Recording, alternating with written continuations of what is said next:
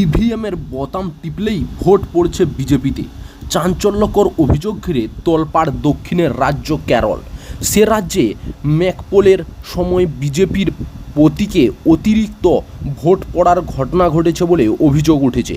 কেরলের দুই প্রধান রাজনৈতিক জোট এলডিএফ এবং ইউডিএফ জেলা শাসকদের কাছে এই সংক্রান্ত অভিযোগ জানায়। এরপর অ্যাসোসিয়েশন ফর ডেমোক্রেটিক রিফর্মসের তরফে বিষয়টি সুপ্রিম কোর্টের নজরে আনা হয়। সুপ্রিম কোর্টে কয়েকদিন ধরেই ইভিএমের ভিভিপ্যাট মামলার শুনানি চলছে বিচারপতি সঞ্জীব খান্না এবং বিচারপতি দীপঙ্কর দত্তের বেঞ্চে। ওই মামলার শুনানি চলাকালীনই কেরলের প্রসঙ্গ উত্থাপন করা হয়। এরপর দুই বিচারপতির বেঞ্চ মৌখিকভাবে নির্বাচন কমিশনকে নির্দেশ দেয় কেরলের কাসারগোদ কেন্দ্রে ম্যাকপল নিয়ে যে অভিযোগ সামনে এসেছে তার যথাযথ তদন্ত করা হোক। বলে রাখা ভালো, ইভিএম ঠিকঠাক কাজ করছে কি না দেখার জন্য মকপল করা হয়ে থাকে। সেই মকপলের সময়ও অনিয়মের অভিযোগ সামনে এসেছে কেরলে।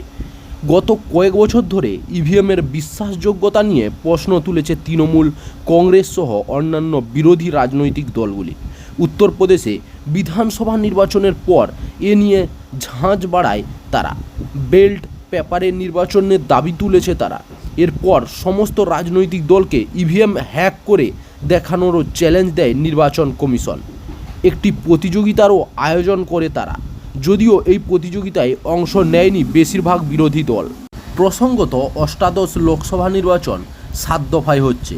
প্রথম দফায় শুক্রবার দেশের 17টি রাজ্য এবং 4টি কেন্দ্রশাসিত অঞ্চলের মোট 102টি আসনে ভোট হবে।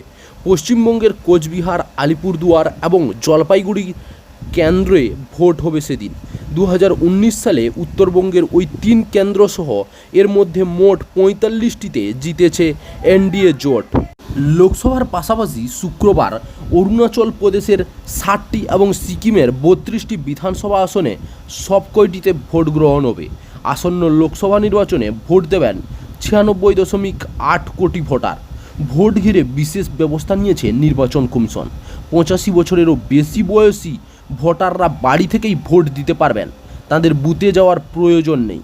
তীব্র গরমের কথা মাথায় রেখে পানীয় জল, শৌচালয়ের পাশাপাশি প্রতিটি ভোট গ্রহণ কেন্দ্রে অন্যান্য ন্যূনতম পরিষেবা ব্যবস্থা থাকবে। সন্ত্রাস মোকাবিলায় প্রতি জেলায় নির্বাচন কমিশনের কন্ট্রোল রুম থাকবে।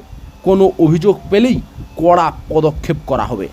চাকরির খবর থেকে শুরু করে নিয়োগের খবর থেকে শুরু করে ঝড় ঝঞ্ঝা, দেশ বিদেশ, রাজ্য, জেলা এবং আপনার শহরের খবর একটা চ্যানেল আমাদের newsbangla.com-এ সবার আগে আপনারা পেয়ে যাবেন। তাই চ্যানেলটাকে অতি অবশ্যই সাবস্ক্রাইব করে পাশ থেকে বেল আইকনটা ক্লিক করে অল নোটিফিকেশন অন করে রাখুন।